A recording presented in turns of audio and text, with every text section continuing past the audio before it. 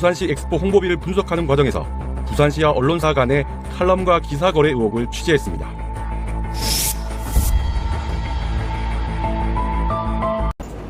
뉴스타파가 확보한 부산시 엑스포 유치 예산의 지출 건별 기록. 지난해 6월 19일자로 PR 기고 및 기획기사 홍보, 동아일보의 이계사로 1억 3,200만 원이 집행된 기록이 나옵니다. 기고와 기획기사에 세금이 집행됐다는 뜻일까?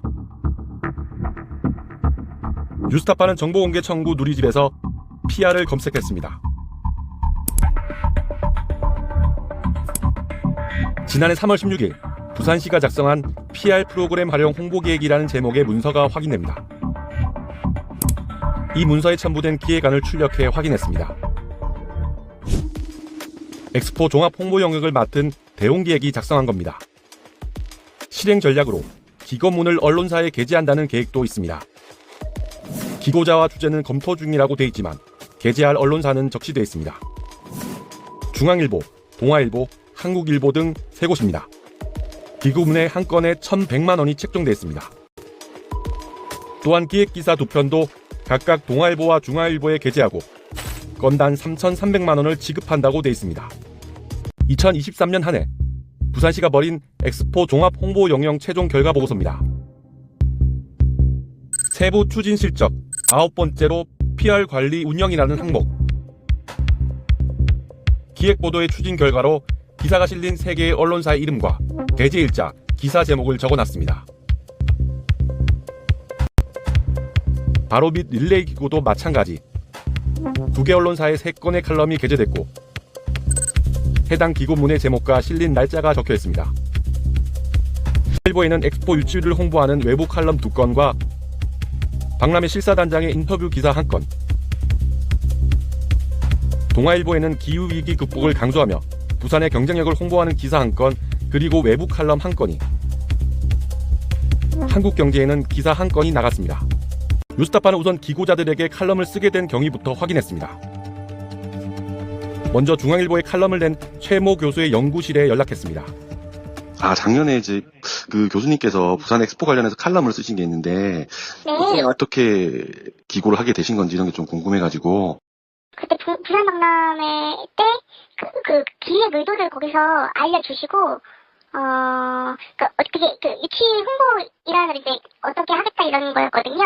그래서 교수님께서 디지털 문명 그 주제에 맞춰서 교수님이 하셨어요.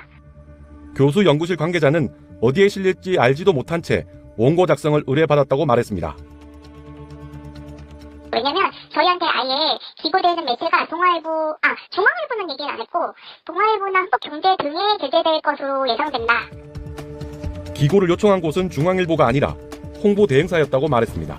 이 회사에서 소규모 회사인 것 같아요. 부산 엑스포를 위해서 기고를 요청하고 기획 이도는 이렇다. 어쨌든 그게 중앙일보가 아니라는 거네요. 네, 거기하고는 연락한 적도 사실은. 어디서 의뢰를 받았다는 거예요? 부산 엑스포를 그 기고를 목적으로 중간에 컨설팅 회사가 꼈고 그 회사에서 저희한테 요청을 했고 엑스포를 위해서 이렇게 기고를 요청드린다고 했고 금액도 뭐 제안을 그때 해서 이렇게 드렸어요. 뉴스타파는 동아일보에 실린 엑스포 홍보 칼럼의 기고자인 외국인에게도 연락했습니다. 홍보대 행사에서 받으신 것 같은데. 네네, 맞아요. 직접 동아일보에 기고하신 건 아니죠? 예, 안 했어요. 그래서 요청을 받아서 라는 그 홍보 대행사에다가 네. 보내신 거네요. 네네, 그렇겠습니다. 그러니까 두 기고자의 통화를 정리하면 두 사람 모두 해당 언론사가 아닌 부산시 엑스포 홍보 영역을 맡은 홍보업체로부터 칼럼 청탁을 받았고 한 기고자의 경우 자신이 쓴 칼럼이 어디에 실릴지 알지 못한 채 글을 써서 홍보 대행사에 넘겼으며 칼럼의 원고료는 언론사가 아닌 홍보 대행사로부터 받았다는 겁니다. 언론사의 기명으로 나가는 외부 칼럼이 이런 식으로 진행돼도 괜찮은 걸까? 기사용 광고로 위장을 해서 실질적으로는 광고나 협찬인데 마치 국민들이 볼 때는 이게 유력 매체의 보도인 양 또는 전문가의 칼럼인 양, 이거는 언론의 윤리 측면에서도 아주 심각한 문제고요. 지난해 6월 작성된 것으로 부산시가 PR 프로그램의 일환으로 협찬 기사 게재 및 지명 광고료를 지급한다는 내용입니다. 동아일보 4,400만 원, 중앙일보 5,500만 원, 한국경제 3,300만 원 등 총 총 1억 3,200만 원입니다. 그런데 부산시는 이 광고 비용에 지명 광고뿐만 아니라 협찬 기사 게재까지 포함되어 있다고 분명히 적어놨습니다. 이렇게 홍보가 돈으로 주고받고 심지어 언론 보도와 지명까지도 마치 하나의 광고물처럼 이게 매매가 이루어진 거잖아요. 이렇게 홍보가 부실했으니 준비나 기획이 얼마나 부실했을까.